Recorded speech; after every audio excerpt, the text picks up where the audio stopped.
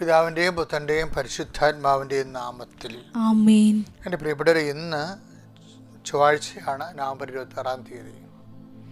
നമ്മുടെ ശുശ്രൂഷ ദൈവത്തിൻ്റെ അനുഗ്രഹത്താൽ വളരെ നന്നായി പോകുന്നു. നിങ്ങൾ വളരെ ടേക്കണപ്പ് ചെയ്യുന്നു. ഒത്തിരി പേര് കൃത്യസമയത്തിന് എഴുന്നേൽക്കുന്നുണ്ട്. അത് വചനത്തിന് വേണ്ടി കാത്തിരിക്കുന്നുണ്ട്. പ്രാർത്ഥിക്കാൻ വേണ്ടി ശിരസ് നമിക്കുന്നുണ്ട്. ദൈവത്തിൻ്റെ അനുഗ്രഹം വാങ്ങുന്നതിൽ എനിക്ക് ഭയങ്കര സന്തോഷമുണ്ട്. നമുക്ക് ആ അനുഗ്രഹത്തിൻ്റെ ദിവസത്തിലേക്ക് പ്രവേശിക്കാം.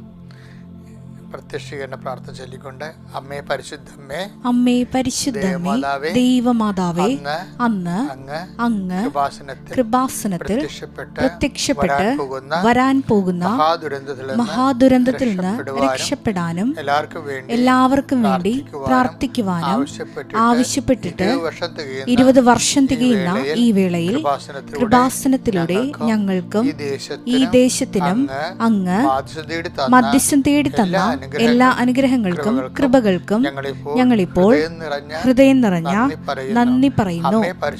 അമ്മേ പരിശുദ്ധമ്മേ, ജപമാല മാതാവേ, സകല കൃപാസനം പ്രാർത്ഥനകളോടും ചേർത്ത് ഞങ്ങളിപ്പോൾ പ്രാർത്ഥിക്കുന്ന ഈ കുടുംബത്തിന്റെ പ്രത്യേക നിയോഗം.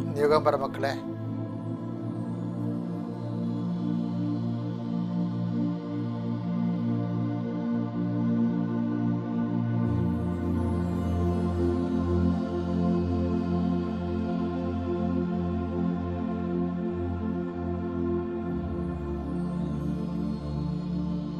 അമ്മയുടെ പ്രത്യക്ഷീകരണത്തിന്റെ ഈ ദ്വാദശക വേളയിൽ ഞങ്ങൾക്ക് സാധിച്ചു തരുവാൻ കനിയണമേ. വിശ്വാസ പ്രമാണം. സർവശക്തനായ പിതാവും ആകാശത്തിന്റെയും ഭൂമിയുടെയും സൃഷ്ടാവുമായ ദൈവത്തിൽ ഞാൻ വിശ്വസിക്കുന്നു. അവിടുത്തെ ഏകപുത്രനും ഞങ്ങളുടെ കർത്താവുമായ ഈശോമിശിഹായിലും ഞാൻ വിശ്വസിക്കുന്നു. ഈ പുത്രൻ പരിശുദ്ധാത്മാവിനാൽ ഗർഭസ്ഥനായി കന്യകാമറിയത്തിൽ നിന്ന് പിറന്ന് പൊന്തിയോസ് പീലാത്തോസിന്റെ കാലത്ത് പീഡകൾ സഹിച്ച് കുരിശിൽ തറയ്ക്കപ്പെട്ട് മരിച്ച് അടക്കപ്പെട്ട് പാതാളങ്ങളിൽ ഇറങ്ങി മരിച്ചവരുടെ ഇടയിൽ നിന്ന് 3-ാം നാൾ ഉയർത്ത് സ്വർഗത്തിലേക്ക് എഴുന്നള്ളി സർവശക്തിയുള്ള പിതാവായ ദൈവത്തിന്റെ വലതുഭാഗത്തിരിക്കുന്നു. അവിടെ നിന്ന് ജീവിക്കുന്നവരെയും മരിച്ചവരെയും വിധിക്കുവാൻ വരുമെന്നും ഞാൻ വിശ്വസിക്കുന്നു. പരിശുദ്ധാത്മാവിലും ഞാൻ വിശ്വസിക്കുന്നു. വിശുദ്ധ കത്തോലിക്കാ സഭയിലും പുണ്യവാന്മാരുടെ ഐക്യത്തിലും പാപങ്ങളുടെ മോചനത്തിലും ശരീരത്തിന്റെ ഉയർപ്പിലും നിത്യമായ ജീവിതത്തിലും ഞാൻ വിശ്വസിക്കുന്നു. ആമേൻ. സുഖസ്ഥനായ ഞങ്ങളുടെ പിതാവേ, അങ്ങയുടെ നാമം പൂജിതമാകണമേ. അങ്ങയുടെ രാജ്യം വരണമേ. അങ്ങയുടെ തിരുമനസ് സ്വർഗത്തിലെ പോലെ ഭൂമിയിലും ആകണമേ. അന്നു വേണ്ടുന്ന ആഹാരം ഇന്ന് ഞങ്ങൾക്ക് തരണമേ. ഞങ്ങളോട് തെറ്റ് ചെയ്യുന്നവരോട് ഞങ്ങൾ ക്ഷമിക്കുന്നത് പോലെ ഞങ്ങളുടെ തെറ്റുകൾ ഞങ്ങളോടും ക്ഷമിക്കണമേ.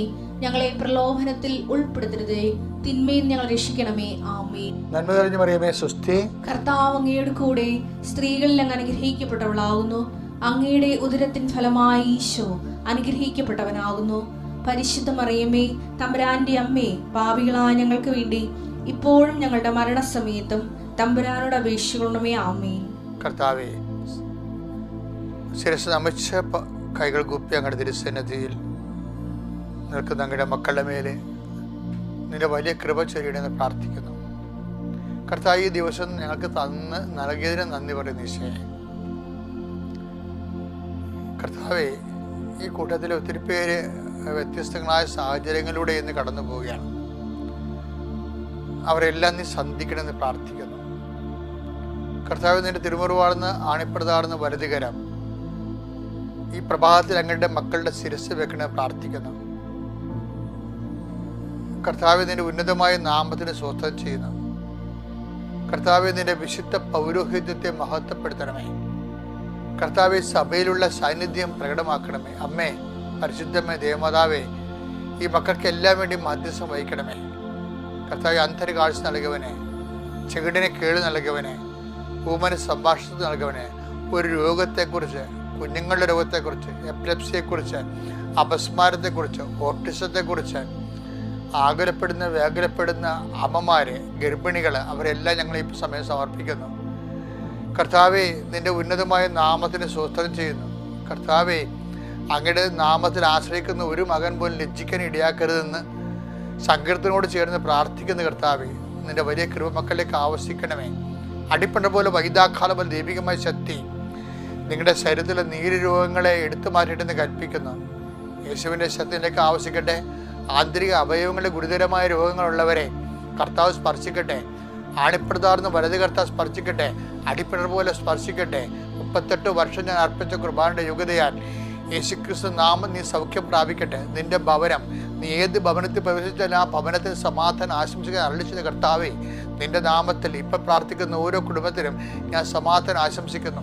ആ സമാധാനം അവിടെ നിലനിൽക്കുവാനും ആ മക്കൾ കർത്താവേ, ഇന്ന് അവരെ ഉത്കണ്ഠപ്പെടുത്തുന്ന, ഭാരപ്പെടുത്തുന്ന, ആകുലപ്പെടുത്തുന്ന വ്യക്തികൾ, സംഭവങ്ങൾ, വിഷയങ്ങൾ എല്ലാം ഈ നിമിഷം കർത്താവ് സമാധാനമായിട്ട് പരിവർത്തനം ചെയ്യിക്കട്ടെ പ്രാർത്ഥിക്കുന്നു. എൻ്റെ കർത്താവിൻ്റെ ഉന്നതമായ നാമത്തിൽ, സഭയുടെ അധികാരത്തിൽ, കുരിശിൻ്റെ അടയാളത്തിൽ നിങ്ങളെ ബന്ധിച്ചിരിക്കുന്ന എല്ലാ തടസ്സങ്ങളും ദോഷങ്ങളും യേശുക്രിസ്തു നാമം നീങ്ങിപ്പോകട്ടെ. I command you in the name of Jesus Christ be healed. എൻ്റെ പ്രിയപ്പെട്ട, നമ്മൾ ഇന്ന് 2 വചനങ്ങൾ വായിക്കണം. ചൊവ്വാഴ്ച തമ്മിൽ ഭയങ്കര കണക്റ്റഡുള്ള വചനം. ഒരു വചനം എന്ന് പറയുന്നത് മർക്കോസിൻ്റെ സുവിശേഷം 14:8 അത് ഒരു വിധവയുടെ ചില്ലിക്കാശാണ്, 2 ചെമ്പത്തൊട്ടുകൾ. പക്ഷേ ഈശോ 2 വേ ചെയ്യുന്ന ആ ഒരു രീതികളാണ്. ജസ്റ്റ് നമുക്കത് വായിച്ച് കേട്ടെ, അതിന് ഞാൻ അത് പറയാം നിങ്ങളോട്. അത് വായിക്കേണ്ടത് ലൂക്കായുടെ സുവിശേഷം 21:2. ലൂക്ക 21:2.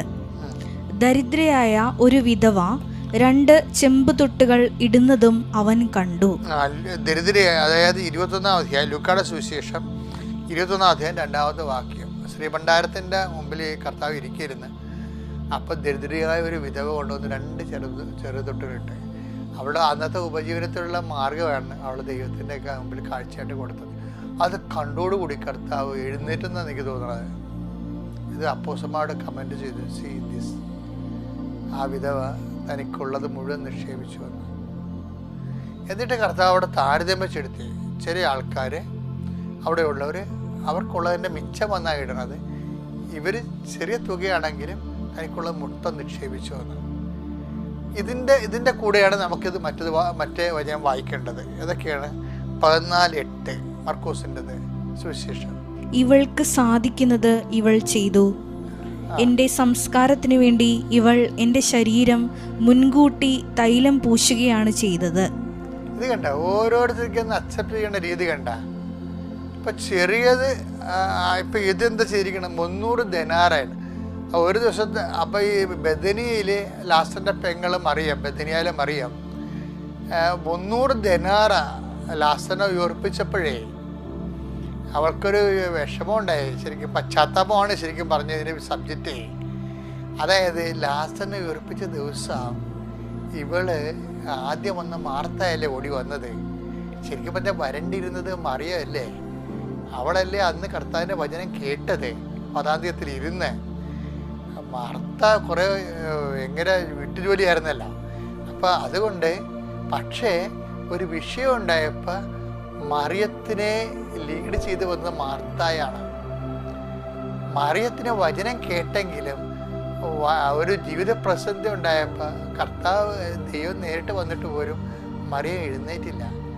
ഇങ്ങനെയൊക്കെ പക്ഷെ പിന്നീട് സംഭവിച്ചത് ലാസർ ഉയർപ്പാണ്. അതോടുകൂടി ഇവർക്ക് ഭയങ്കര പശ്ചാത്താപം ഉണ്ടായി. നമ്മുടെ കൃപാസനത്തിൽ ഞങ്ങൾ എന്തിനാണെന്ന് എപ്പോഴും അടയാളം എന്ന് പറഞ്ഞ കാര്യം, അടയാളം വന്നു കഴിഞ്ഞാൽ ആൾക്കാർക്ക് പശ്ചാത്താപം ഉണ്ടാവും. വചനം കേൾക്കുന്ന പോലെ തന്നെ പശ്ചാത്തലം. പത്രോസ് തന്നെ 5:7 മത്സ്യങ്ങളുടെ ആധിക്യം കണ്ടപ്പോൾ അവന് അനുതാപം ഉണ്ടായി. അപ്പം അടയാളവും അത്ഭുതവും സഭകളിൽ എന്നും ഉണ്ടാകണം. എന്തിനാണ്? അത് അനുതാപത്തിന് വേണ്ടിയാണ്. അനുതാപം, ഇപ്പം നിങ്ങൾക്കൊരു അനുഗ്രഹം കിട്ടിയാൽ ഉടനെ നിങ്ങൾക്ക് അനുതാപം ഉണ്ടാകണം. അതാണ് ദൈവത്തിൻ്റെ പദ്ധതി. ഇപ്പം അടയാളം കണ്ട് അപ്പോൾ അവർക്ക് ഒരു പശ്ചാത്തലം ഉണ്ടായി. ആർക്ക്? മേരിക്ക്. എന്താണ്? കർത്താവ് വിളിച്ചിട്ടും വന്നില്ലല്ല. കർത്താവ് വന്നപ്പോൾ അവൾ വീട്ടിൽ തന്നെ ഇരുന്നില്ലേ. അപ്പോൾ ഇത്രയും വലിയ സംഭവം നടക്കുമെന്ന് വിചാരിച്ചില്ലല്ല. അപ്പോൾ ഈശോ ഇത്ര താമസിച്ചാലും വന്നാൽ അടയാളം നടക്കും. അത് വിശ്വസിക്കാൻ അവർക്ക് കഴിഞ്ഞില്ലല്ല. വചനം കേട്ടത് വെറുതെ ആയില്ലേ. അപ്പോൾ അതൊക്കെ സങ്കടമായി. അപ്പം ആ സങ്കടമാണ് ഇവൾ ശരിക്കും പറഞ്ഞാൽ കർത്താവെ തെറ്റിപ്പോയി എന്ന് പറഞ്ഞുകൊണ്ട് ആണ് അവൾ 300 ദിനാറയ്ക്കുള്ള സുഗന്ധൈലം ആ കാലെ ഒഴിച്ചു കൊടുക്കണം. അതിൻ്റെ അപ്പുറത്ത് എന്താണ് ചെയ്യാൻ പറ്റുന്ന ഒരു അനുതാപമുള്ള ആൾക്കാർക്ക് അതിനെ കർത്താവ് അക്സെപ്റ്റ് ചെയ്യുന്ന രീതിയാണ് എൻ്റെ മനസ്സിൽ എപ്പോഴും ബാധിച്ചിരിക്കുന്നത്. കർത്താവ് ഈ ബെഥനിയായിലെ മറിയത്തിൻ്റെ 300 ദനാറേയും ആ ചില്ലിക്കാശ് കൊടുത്ത വിധവയും ഒരേ അളവിലാണ് കാണുന്നത്. എന്ന് വെച്ചാൽ എൻ്റെ ദൈവവേദനെ നിനക്കുള്ളതുപോലെ നീ കൊടുത്താലും അതും ഇല്ലാത്തതിൽ നിന്ന് ഉണ്ടാക്കി കൊടുത്താലും അതും ദൈവമെല്ലാം ഒരുപോലെ വെയ് ചെയ്യും. കൊടുക്കണവൻ്റെ മനസ്സാണ് ഏറ്റവും പ്രധാനപ്പെട്ട വിഷയം. ദൈവത്തിന് ഞാനിപ്പോൾ എന്നെ സംബന്ധിച്ചിടത്തോളം ഞാൻ ഈ കാര്യത്തിൽ ഭയങ്കര ബിസിനസ്മാനാണ്.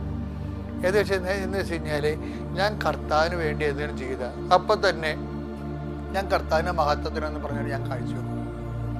കർത്താവിൻ്റെ മഹത്വത്തിന് വേണ്ടി നമ്മളെന്താ ഇവിടെ ജീവിക്കണത്? കർത്താവിൻ്റെ മഹത്വത്തിന് വേണ്ടി.